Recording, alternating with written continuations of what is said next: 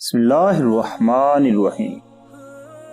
عاشق T V کے سننے والوں کو السلام علیکم۔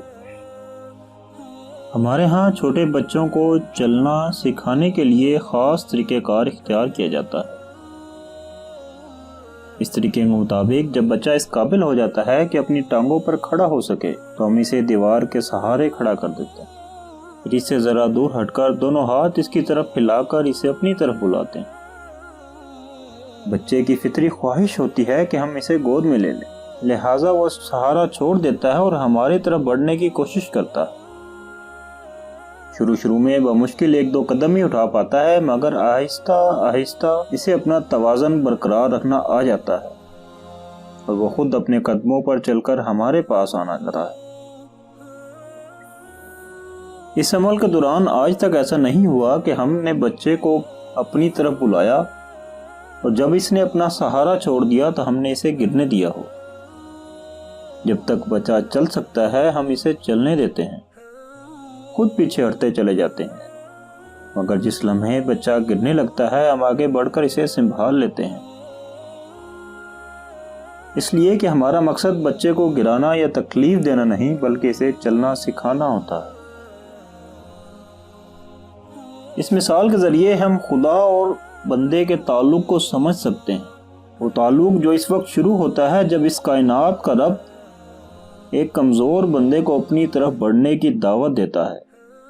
وہ بندہ رب کی پکار پر آگے بڑھتا ہے، راہ وفا پر قدم رکھتا ہے۔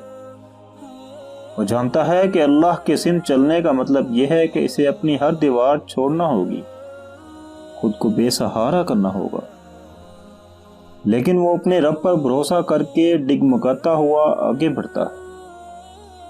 یہ وہ وقت ہے جب دنیا والے اسے احمق خیال کرتے ہیں، اس کی کم عقلی پر ماتم کرتے ہیں، لیکن اس کی نگاہوں میں تو اس کا رب ہوتا ہے، اس کے اٹھے ہوئے ہاتھ ہوتے ہیں۔ اسے اعتماد ہوتا ہے کہ اٹھے ہوئے ہاتھ اتنے کمزور نہیں کہ اسے سنبھال نہ سکیں۔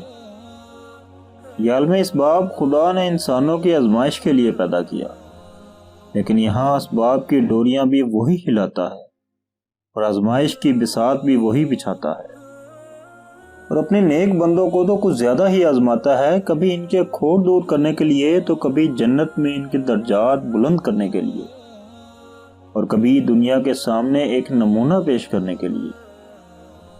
تاہم اس کی آزمائش کی ایک حد ہوتی ہے، اس حد کا انحصار خدا پر نہیں بلکہ بندے کے شوق پر ہوتا ہے۔ کوئی چاہتا ہے کہ اسے راہ حق میں کانٹا بھی نہ چبھے، اور کوئی موسیٰ کے مقابلے میں آنے والے جادوگروں کی طرح وقت کے فرعونوں کے سامنے ڈٹ جاتا ہے۔ خدا ہر شخص کو جنت کی طرف پکارتا ہے، مگر اس کی جنت بے قیمت نہیں۔ اس کی راہ میں طرح طرح کے اندیشے ستاتے ہیں، قدم قدم پر مشکلات کے پہاڑ سامنے آتے ہیں، بے یقینی کے سائے بار بار انسان کو گھیر لیتے ہیں۔ ایسے میں خدا پر توکل کر کے ہی آگے بڑھنا ہے۔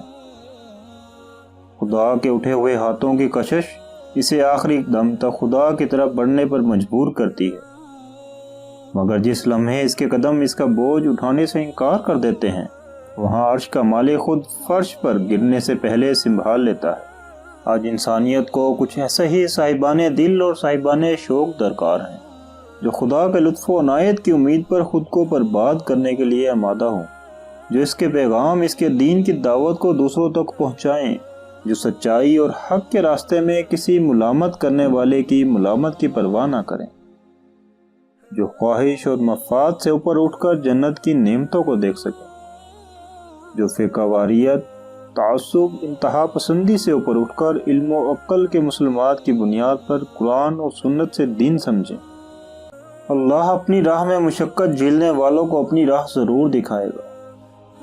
اب انسانوں میں کوئی ہے جو یہ کہتا ہوا اپنی دیوار چھوڑ دے اور خود کو بے سہارا کر دے؟